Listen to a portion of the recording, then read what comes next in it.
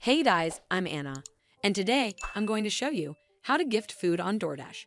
So first of all, you need to open up Doordash app on your mobile device, and then place an order like you usually would.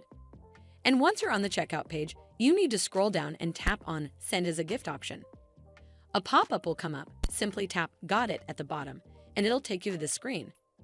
Over here, you can first add a digital card from here, and then add a message for your loved one in this designated field. Once you're done with that, scroll down and enter in the recipient details like first name, last name, phone number, and so on.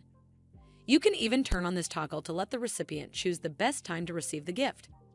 And once you're done with all this, tap on the preview option right over here to see the preview of what your recipient will see after a dasher is assigned. Then click Done at the bottom of the screen. From here, tap on the Save option right here, and then place the order like you usually would. Doordash will let the recipient know that you sent them a gift, but you can also share the gift link directly with the recipient if you want to.